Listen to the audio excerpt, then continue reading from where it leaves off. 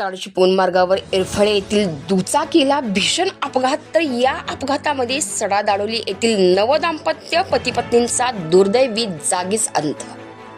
नमस्कार, मी संतोषी जगदाळे आणि आपण पाहत आहात सतर्के या न्यूज.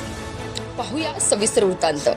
पाटण तालुक्यातील कराड चिपळूण मार्गावर एरफळे गावच्या हद्दीत गारवा हॉटेलच्या समोर रस्त्यावर सोमवारी दुपारी 2 वाजण्याच्या सुमारास ट्रकला ओलांडून पुढे जात असताना समोरून येणाऱ्या पिकअप गाडीची दुचाकीला समोरासमोर जोरदार भीषण धडक झाल्याने हा अपघात घडून आला आणि या अपघातामध्ये दुचाकीवर असणारे नवदाम्पत्य पती पत्नींचा जागीच मृत्यू झाला.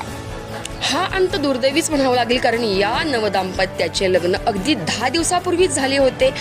10 दिवसापूर्वी झालेला हा लग्न सोहळा 11व्या दिवशी अंत्ययात्रा ठरेल याची कोणालाही कल्पना नव्हती आणि अचानक ही दुर्दैवी घटना घडल्याने तालुक्यात सर्वत्र हळहळ व्यक्त होताना दिसत आहे आणि या अपघाताची नोंद पाटील पोलीस ठाण्यामध्ये करण्यात आली आहे.